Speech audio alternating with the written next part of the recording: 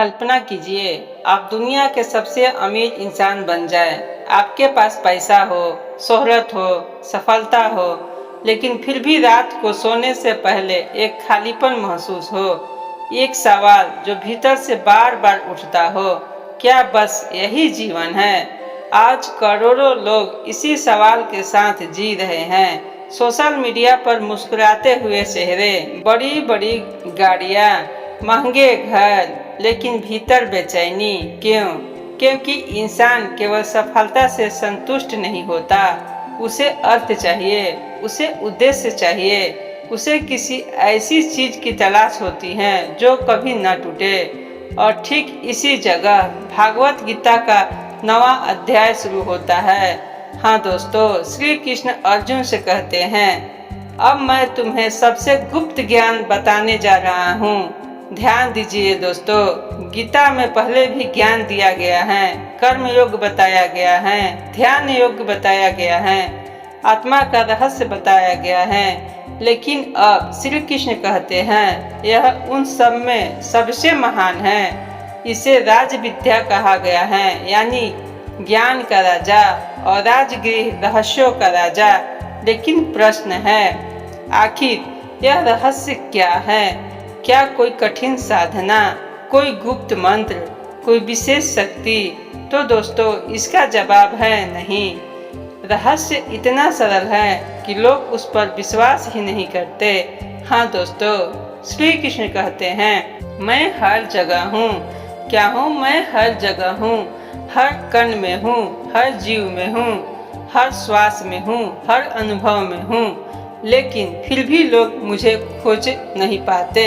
आज भी यही हो रहा है। लोग भगवान को मंदिरों में खोजते हैं, तीर्थों में खोजते हैं, किताबों में खोजते हैं, लेकिन अपने भीतर नहीं खोजते। और यही सबसे बड़ा विरोधाभास है, क्योंकि जिसे हम खोज रहे हैं वह पहले से ही हमारे सबसे निकट है। क्या है? हमारे सबसे निकट है।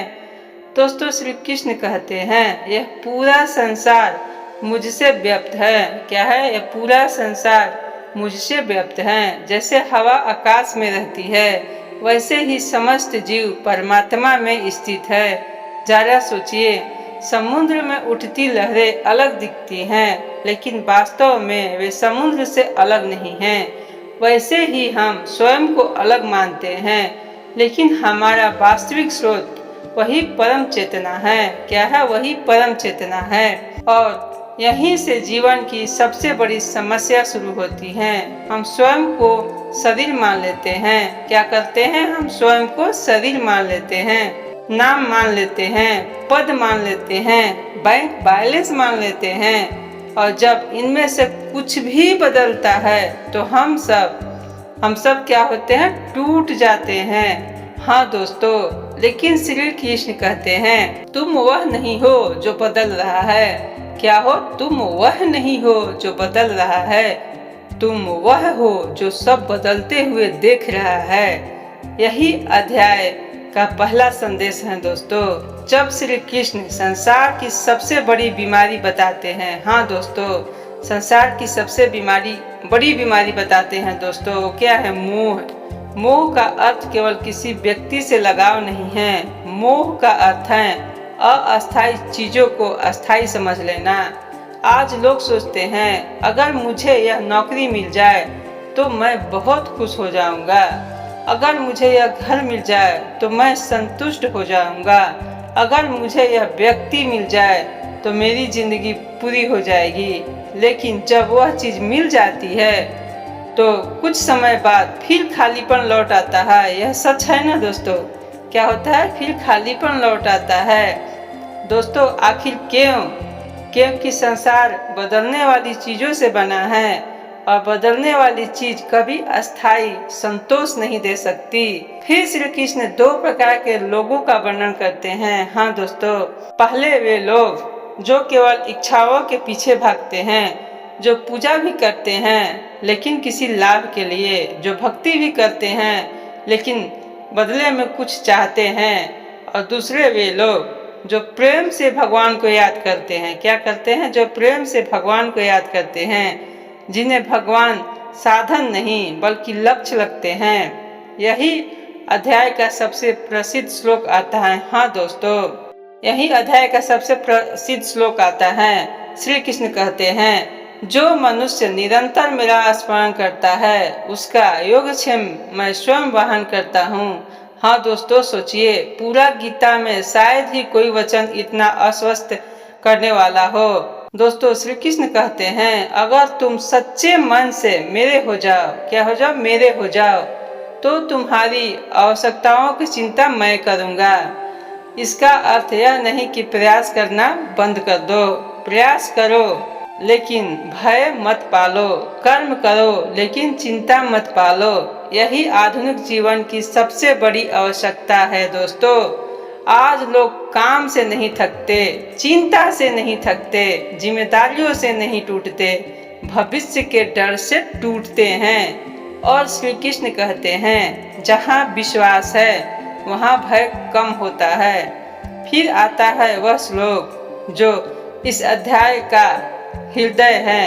हे दोस्तों, पत्र पुष्पम फलम तोयम, इसका अर्थ यह होता है कि यदि कोई भक्त प्रेम से एक पत्ता, एक फूल, एक फल या थोड़ा सा जल अर्पित भी करे तो मैं उसे स्वीकार करता हूँ। ध्यान दीजिए, यहाँ भगवान ने सोना नहीं मांगा, महल नहीं मांगा, विशेष अनुष्ठान नहीं मांगे, उन्होंने केवल प्रेम मांगा है। दोस्तों, ईश्वर, क्योंकि ईश्वर वस्तु नहीं देखते, भाव देखते हैं। आज भी यही सत्य है। आप मंदिरों में लाखों रुपए चढ़ा दे, लेकिन मन कहीं और हो तो उसका मूल्य सीमित है। लेकिन यदि एक साधारण व्यक्ति सच्चे प्रेम से प्रार्थना करे तो वह ईश्वर के अधिक निकट हो जाता है।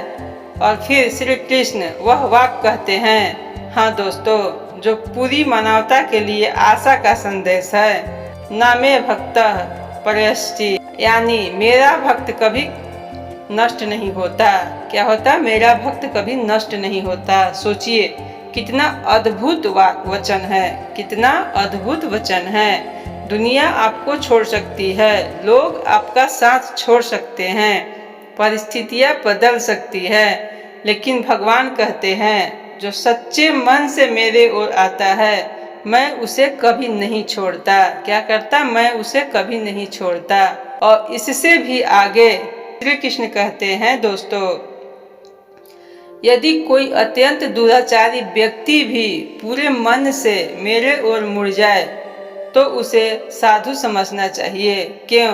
क्योंकि इंसान का अतीत नहीं, उसकी दिशा महत्वपूर्ण है। यह गीता का सबसे क्रांतिकारी संदेश है। दोस्तों, तुम्हारी गलतियाँ तुम्हारी पहचान नहीं है। क्या है? तुम्हारी गलतियाँ तुम्हारी पहचान नहीं है।